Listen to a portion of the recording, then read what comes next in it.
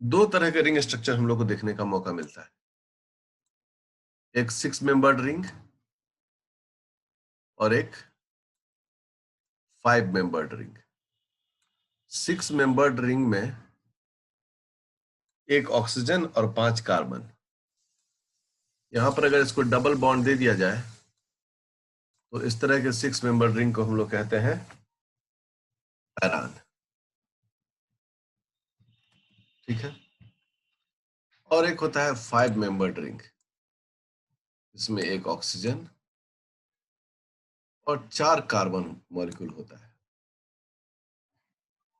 ठीक है। और इसमें भी दो दो जगह डबल बॉन्ड डाल दीजिए। इस रिंग को हम लोग बोलते हैं फुरान। ठीक है। इस प्रकार से पैरान एंड फुरान रिंग्स होते हैं ये। ठीक है। ये हो गया पैरान रिंग और ये फुरान रिंग। जो सुगर है, मोनोसेक्राइड्स है, इसमें भी ये दोनों रिंग मौजूद होता है। तो चूंकि शुगर है ये, तो डबल बॉन्ड हटा देने से एक का नाम हो जाता है पैरानोस और दूसरे का नाम हो जाता है फुरानोस रिंग।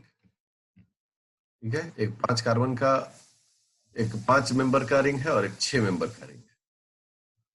तो बस मोनोसेक्राइड्स में डबल बॉन्ड एग्जिस्ट नहीं करता है, बाकी रिंग का स्वरूप उसी प्रकार से होता है।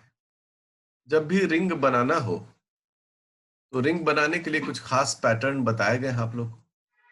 अगर आप उसको फॉलो करते हैं तो रिंग बनाने में कभी भी दिक्कत नहीं होता है।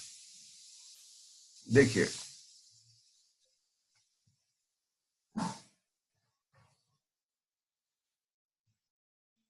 एक कोऑर्डिनेट बनाते हैं। ठीक है ना।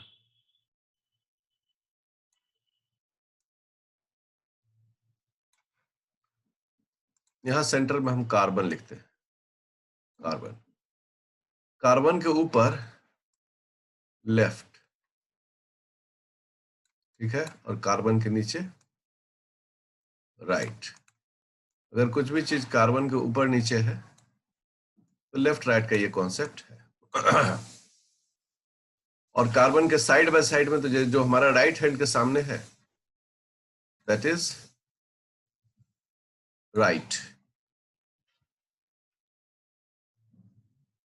ठीक है। और जो लेफ्ट हैंड के सामने है, दैट इज लेफ्ट। ओके। तो जब भी डी रोटेशन की बात होगी तो यहां ये हो गया डी एरिया, और ये लिवो रोटेटरी की बात होगी, ये हो गया एल साइड। उसी प्रकार यहां भी डी शुगर में इधर और एल शुगर में। यह ओरिएंटेशन जो है आपको दिमाग में बिठा के रखना चाहिए। अब इसी पॉइंट ऑफ व्यू को जब आपने सीख लिया तो हम ग्लूकोज का रिंग बनाना सीखते हैं। ठीक है।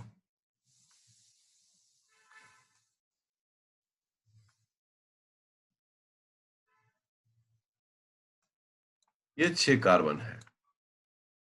Carbon 1, 2, 3, 4, 5 and 6। ये 6 कार्बन यहां मौजूद है।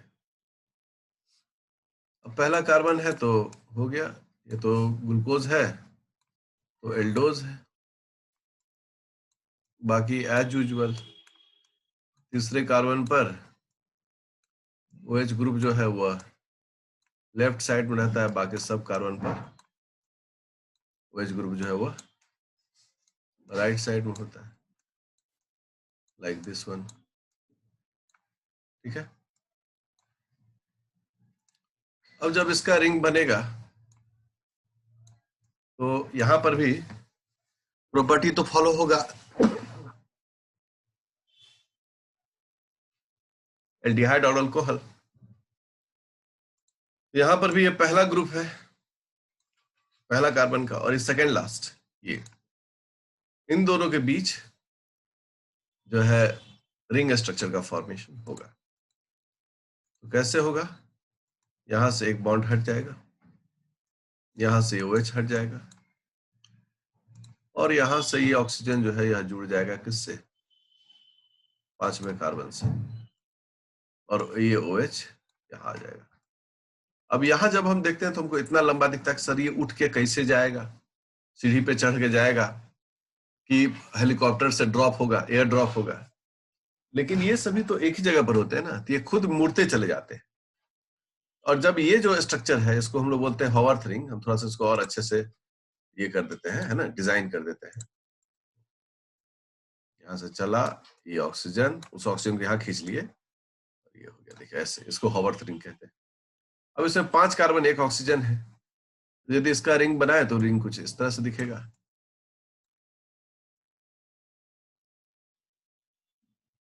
हो गया। अब ये carbon number 1, carbon number 2, carbon number 3, carbon number 4, carbon number 5। Okay. अब यहाँ पर आपको ग्रुप अरेंज करना होता है, ये सब ग्रुप तो आप सब लोग सीखे ही होंगे स्ट्रक्चर में, मुझे यहाँ ज्यादा मेहनत करने की आवश्यकता है भी नहीं, क्योंकि आप सब लोग इस स्ट्रक्चर को बचपन से बनाते आए हैं। और कार्बन नंबर 6 यहाँ पर है, CH2OH।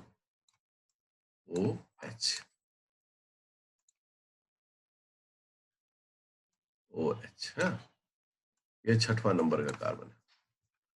अब तीसरा कार्बन पर OH जो है वो लेफ्ट साइड में है, OH यहाँ आ जाएगा, यहाँ आ गया OH। और बाकी सब में क्या है? OH राइट साइड में, तो देखिए सब में नीचे दिख रहा है, ठीक है। खाली बॉन्ड पर हम लोग हाइड्रोजन डाल दें। इस प्रकार से यह रिंग तैयार होता है।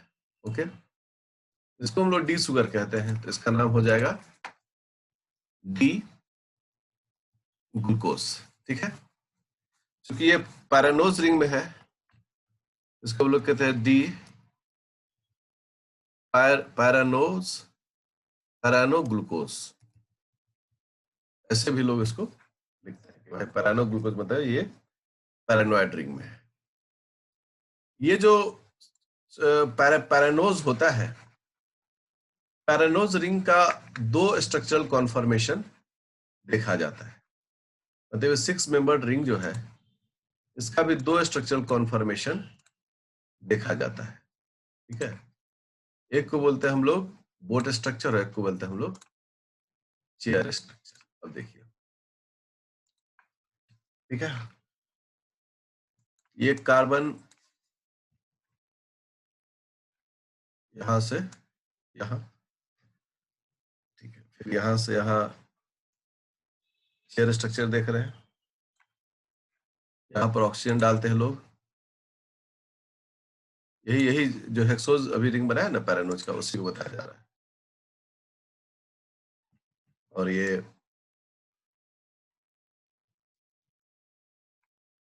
यहाँ, यहाँ, और ये देखिए, ये जो रिंग का स्ट्रक्चर है ना, ये चेयर शेप्ड है। क्या है ये? चेयर शेप्ड है। तो ये चेयर शेप जो है, हाँ, ठीक है, ये चेयर शेप है। इसमें नंबरिंग भी करते हैं हम लोग, करना ही चाहिए। ये हो गया 1, ये हो गया 2, ये हो गया 3, ये हो गया 4, ये हो गया 5, और यहां पर हो गया 6। ठीक है, इस तरह से 6 कार्बन इस चेयर स्ट्रक्चर में होते हैं, सो लोग बोलते हैं चेयर फॉर्म। और दूसरा स्ट्रक्चर जो उसमें बनने की संभावना होती है वो होता है बोट शेप्ड। तो बोट शेप्ड कैसा बनेगा? ऐसे, ऐसे यहाँ ऑक्सीजन आ जाएगा, हाँ, okay,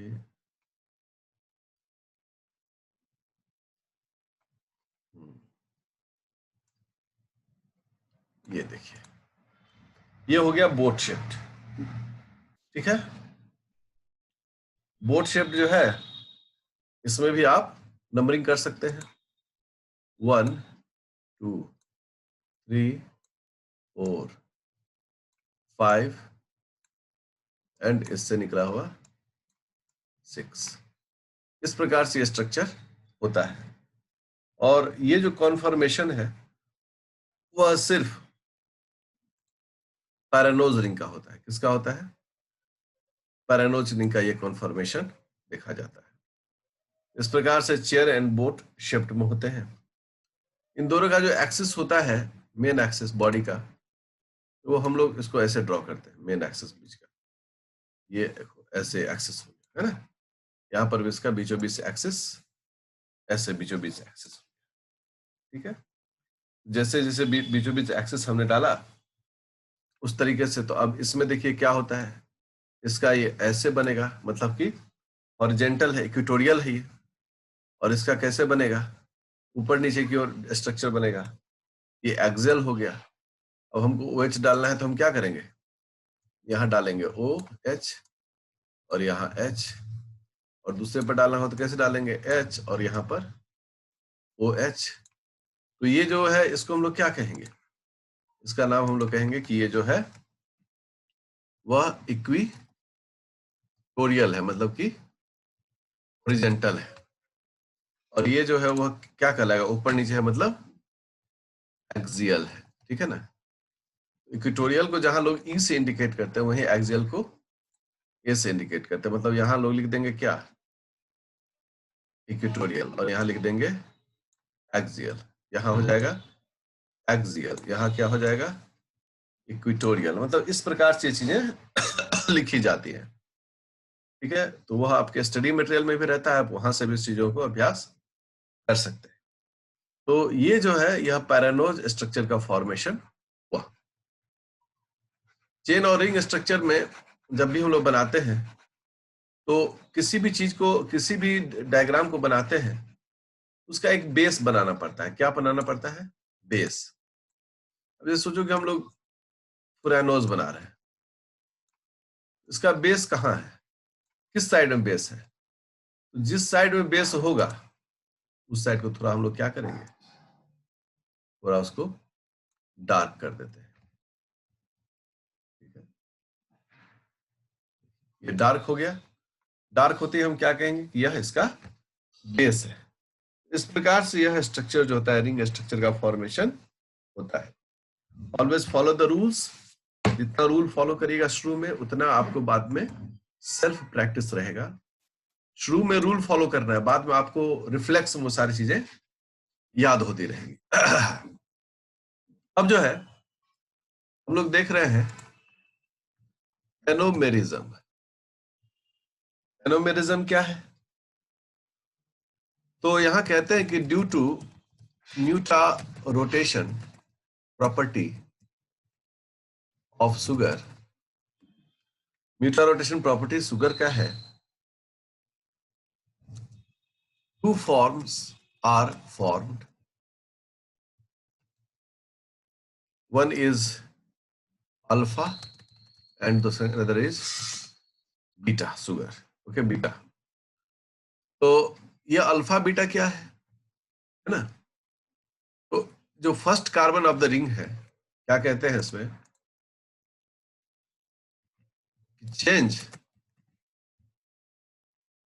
change of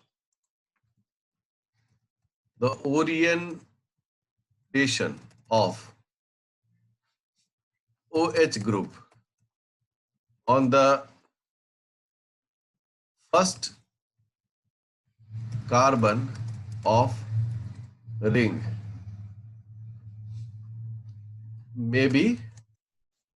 may cause एनोमेरिज्म। ठीक है, और उसका मतलब क्या हो गया, अल्फा और बीटा सुगर्स। बड़ा स्पष्ट कहता है कि रिंग का पहला कार्बन, कार्बन नंबर 1 नहीं कह रहा है, रिंग का पहला कार्बन, उस पर OH का ग्रुप कैसे रहेगा, यह डिसाइड करेगा कि वो अल्फा है या बीटा शुगर है।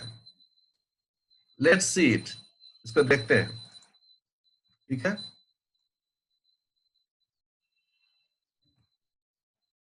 आइए इसको हम लोग देखते हैं और सीखते हैं। जो लोग सीखे हुए हैं उनके लिए अभ्यास हो जाएगा।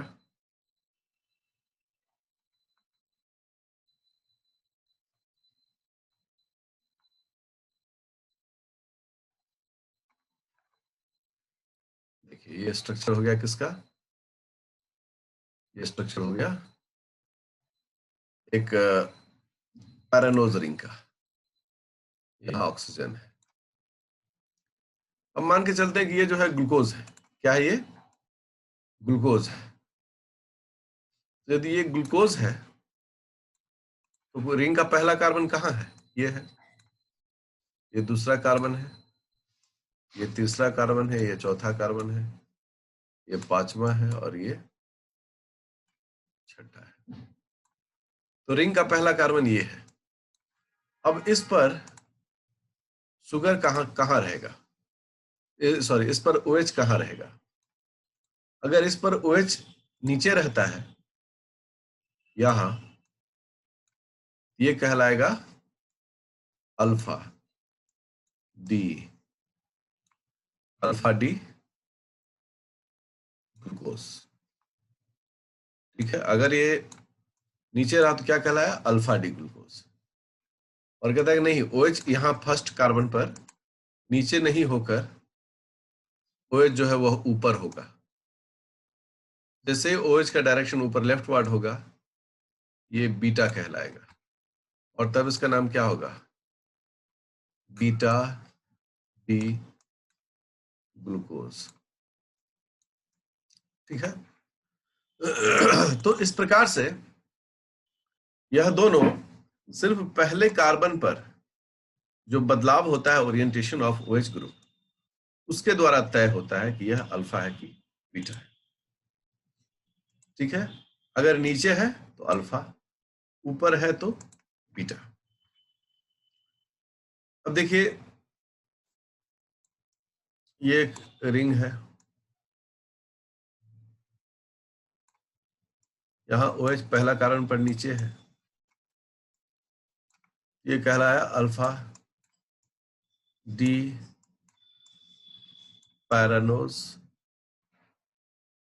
पैरानोज है ना, ये कहलाया। और यहीं पर अगर किसी तरह का स्ट्रक्चर बनाए, किसी तरह का स्ट्रक्चर बनाए, बन गया स्ट्रक्चर और OH ऊपर की ओर चला गया, तो ये कहलाएगा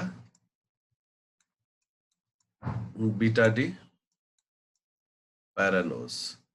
ठीक है, तो रिंग का पहला कार्बन पर क्या ओरिएंटेशन है, that actually decides the type of sugar. और इस प्रकार से यह दो फॉर्म जो है अल्फा एंड बीटा ऑब्टेंड होता है। तो पैरानोज रिंग में पहला कार्बन हमेशा, रिंग का भी पहला कार्बन होता है और कार्बन नंबर 1 भी होता है। लेकिन वहीं पर सोचिए कि अगर हम फ्रुक्टोज के बारे में कहें, अगर फ्रुक्टोज के बारे में कहते हैं तो फ्रुक्टोज का स्ट्रक्चर कैसे बनता है, 1 2 3 4 5 6। ठीक है, इस पर क्या होता है कि सेकेंड कार्बन पर कीटोन ग्रुप होता है। इसका मतलब हो गया यहां से ये स्ट्रक्चर जो है वो जुड़ेगा 5वें कार्बन से। ये इसका होने वाला है, इसमें 4 कार्बन और 1 ऑक्सीजन, अर्थात इसका जो रिंग बनेगा वो कुछ इस प्रकार से बनेगा। इसको हम लोग बोलते हैं फुरानोज रिंग। अब देखिए फुरानोज रिंग बन गया। अब कार्बन का रिंग का पहला कार्बन ये है, लेकिन इसका नंबरिंग क्या है, 2। क्यों नंबरिंग 2 है, क्योंकि पहला कार्बन जो है वो रिंग से बाहर है और छठवां कार्बन है वो भी रिंग से बाहर है। तो पहला कार्बन यहां हो गया CH2OH। ओके और ये हो गया OH। ठीक है, अब आप देखिए कि OH कहाँ है। हम लोग सर OH नीचे है, तो नीचे है इसका मतलब इसका नाम क्या हो जाएगा, इसका नाम हो जाएगा अल्फा डी फ्रुक्टोज। इसका नाम हो गया अल्फा डी फ्रुक्टोज। और यही स्ट्रक्चर पलट जाए, मतलब पहले रिंग का पहले कार्बन पर, हमेशा याद रखिएगा जब भी बोलेंगे क्या बोलेंगे, रिंग का पहला कार्बन, ये नहीं बोलेंगे हम लोग कि फर्स्ट कार्बन, तब तो मामला ही गड़बड़ हो जाएगा। अब OH ऊपर चला गया और कार्बन नंबर 1 नीचे चला गया, ठीक है। अब इसका ओरिएंटेशन कहाँ चला आया, इसका ओरिएंटेशन हो गया ऊपर। जैसे इसका ओरिएंटेशन ऊपर हुआ, अब ये क्या कहलाएगा, ये कहलाएगा बीटा डी फ्रुक्टोज। तो आप लोग का होमवर्क है कि हेक्सोज में और पेंटोज में जितने भी हैं उसका आप लोग अल्फा बीटा फॉर्म बनाइए, ठीक है। जैसे कि alpha D ribose, beta D ribose, alpha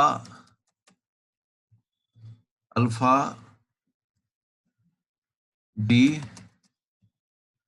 ribulose, beta D ribulose, है ना। उसके बाद बनाइए अल्फा डी गैलेक्टोज, बनाइए बीटा डी गैलेक्टोज। इन सब का स्ट्रक्चर, रिंग का स्ट्रक्चर जो है वो अल्फा और बीटा फॉर्म में बना लीजिए। ये सब लोग के लिए होमवर्क है। अगर इतना स्ट्रक्चर आप बना लीजिएगा तो निश्चय ही आपका एक बढ़िया अभ्यास विकसित हो जाएगा यहाँ पर। अब हम लोग देखने जा रहे हैं म्यूटा रोटेशन के बारे में। ये म्यूटा रोटेशन क्या है, ठीक है। टर्म आया म्यूटा रोटेशन। म्यूटा रोटेशन क्या है कि नाम ही है म्यूटेशन, इसमें दो टर्म छिपा हुआ है। म्यूटेशन, तो म्यूटेशन का मतलब क्या होता है, चेंज इन पोजीशन। म्यूटा, ये म्यूटा म्यूटेशन से बना है, जिसका मतलब होता है चेंज इन पोजीशन। और रोटेशन का मतलब तो क्लियर है सबको, घूमना, ठीक है। इसका मतलब होता है rotation around a carbon atom. एक कार्बन एटम के इर्द गिर्द इस प्रकार से रोटेशन स्टार्ट होना कि उस पर जो ग्रुप्स हैं उनका पोजीशन बदल जाए, दैट इज कॉल्ड म्यूटा रोटेशन, ठीक है। It is a kind of dance around a carbon, जिसमें कि धीरे धीरे करके वो एक स्पेसिफिक पोजीशन पर उसके जो ग्रुप्स हैं वो आ जाए, ठीक है।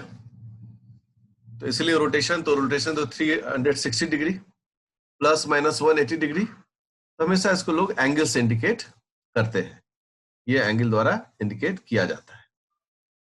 तो जो म्यूटा रोटेशन होता है वह एक बड़ा स्पेसिफिक प्रॉपर्टी है ना। और यह स्पेसिफिक प्रॉपर्टी के कारण रिंग से चेन स्ट्रक्चर में चीजें बदल सकती है। It is essential to change a ring structure into chain and vice versa, and also for the anomeric forms of sugars। अभी आपने अल्फा बीटा पढ़ा, उस फॉर्म्स को भी ऑब्टेन करने के लिए ये म्यूटा रोटेशन बहुत ही आवश्यक होता है, ठीक है। इसमें आप देखिएगा क्या कि जब किसी भी एम्फोटेरिक सॉल्यूशन, इसमें और भी बहुत सारे इंपॉर्टेंट कंडीशन, कि शुगर कौन शुगर मीटा रोटेशन शो करेगा? तो sugar must be placed into an amphoteric solvent. Amphoteric solvent में निश्चय ही जाना चाहिए उसको, लाइक जैसा कि वाटर है। तो वाटर टाइप के सॉल्यूशन में अगर शुगर आप डालिएगा और उसके बाद उसमें अगर आप उसको थोड़ा सा चार्ज वार्ज करने की कोशिश करते हैं तो निश्चित रूप से आपको मीटा रोटेशन वहां पर अपीयर मिलेगा। म्यूटा rotation is essential property of reducing sugar. कोई भी रिड्यूसिंग शुगर होगा उसका म्यूटा रोटेशन एक एसेंशियल प्रॉपर्टी है। उसके बिना म्यूटा रोटेशन के बिना शुगर ये नहीं हो पाता है, रिड्यूसिंग नहीं होता है। कई बार लोग सवाल पूछते हैं कि सुक्रोज क्यों रिड्यूसिंग शुगर नहीं है? तो उसका एकमात्र आंसर है सुक्रोज नेवर शो म्यूटा रोटेशन। तो म्यूटा रोटेशन अगर नहीं शो करेगा तो वो रिड्यूस नहीं होगा। रिड्यूस मतलब क्या होता है कि हम वहां से इलेक्ट्रॉन को गेन करते हैं। तो हम लोग कहते हैं कि ये प्रोसेस जो है रिडक्शन प्रोसेस है, और ऑक्सीजन को लॉस करते हैं तो हम लोग बोलते हैं कि ये रिडक्शन प्रोसेस है। तो अब इसी प्रॉपर्टीज को देखने की जरूरत है मोनोसेक्राइड्स का, और इसलिए अब जो हेडिंग आ रहा है वो हेडिंग है प्रॉपर्टीज ऑफ मोनोसेक्राइड्स।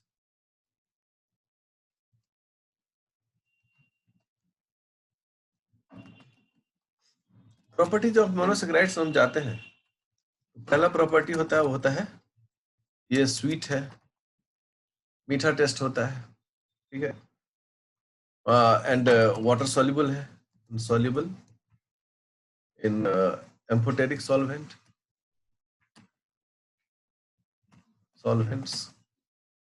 सेकेंड है कि reducing all monosaccharides are reducing sugar, सभी का सभी रिड्यूसिंग शुगर है। और उसके बाद है ग्लाइकोसिडिक बॉन्ड और लिंकेज। ग्लाइकोसिडिक बॉन्ड और लिंकेज ये प्रॉपर्टीज जो है बड़े कॉमन प्रॉपर्टीज है जो किसी भी शुगर में हम लोग देखते हैं। सबसे पहला हम लोग ग्लाइकोसिडिक लिंकेज के बारे में शुरू करते हैं, या हम रिड्यूसिंग शुगर के बारे में शुरू करते हैं, ठीक है। कैसे रिड्यूसिंग शुगर है? तो इसके लिए रिड्यूसिंग शुगर के लिए रिड्यूसिंग शुगर इसके लिए सबसे पहला है मस्ट हैव म्यूटा रोटेशन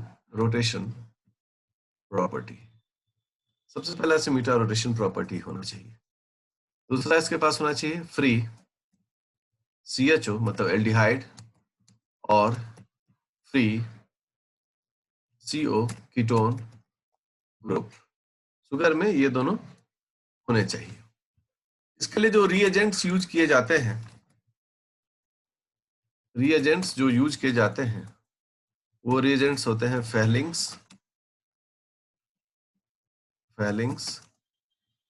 सॉल्यूशन, या फिर बेनेडिक्ट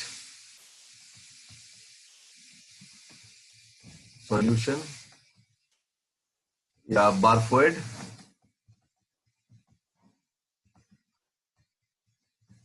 अगर हिस्टोकेमिस्ट्री में जाएंगे तो इसके लिए और भी आपको मटेरियल मिलेगा। जहां तक फेलिंग सॉल्यूशन की बात होती है, इस सॉल्यूशन में क्या होता है? Solution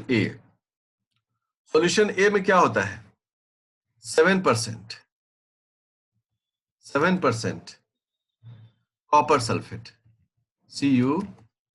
SO4 copper sulphate.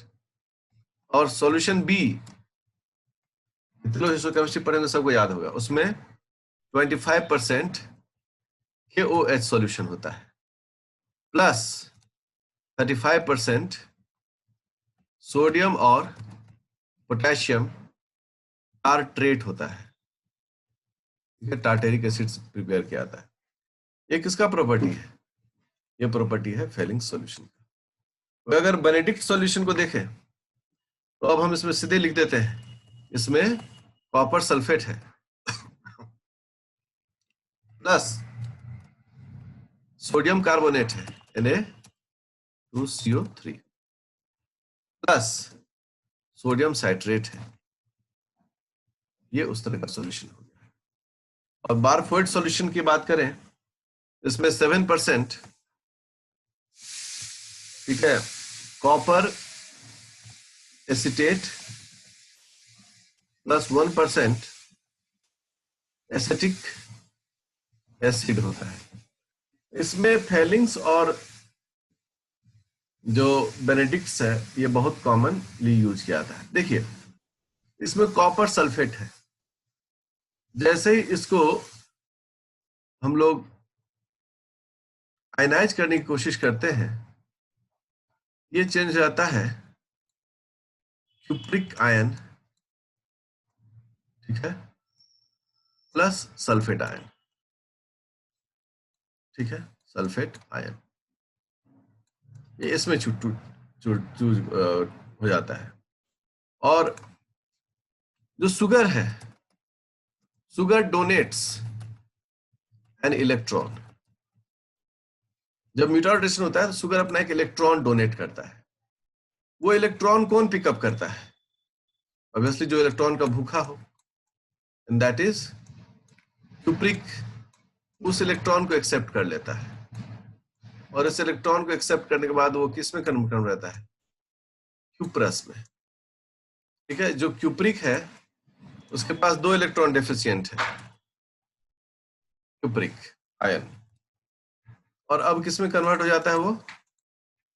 अब वो कन्वर्ट हो जाता है क्यूप्रस आयन में। और इस प्रकार से क्यूप्रस आयन जो है ये पिंक प्रेसिपिटेशन जो है, प्रेसिपिटेशन ये इसमें दिखता है। जैसे ही इस तरह का सॉल्यूशन में पिंक आना शुरू होता है, हम लोग क्या कहते हैं कि टेस्ट इज पॉजिटिव। इसका मतलब दिया हुआ सैंपल में शुगर है, रिड्यूसिंग शुगर है, मोनोसेक्राइड्स है। ठीक इसी प्रकार यही फंडामेंटल्स जो है वह बेनेडिक्ट सॉल्यूशन के लिए भी है। वहां पर भी क्यूप्रिक से क्यूप्रस अगर हो गया, इसका मतलब दिए गए सॉल्यूशन में शुगर है। और अगर पिंक प्रेसिपिटेशन नहीं हुआ, इसका मतलब वहां कोई भी शुगर नहीं है। तो सभी जो मोनोसेक्राइड्स होते हैं वह इसी परिवार से बिलोंग करते हैं, और उनका काम करने का जो फंडामेंटल्स होता है वो यही होता है। इसमें कुछ इसमें समझने में दिक्कत?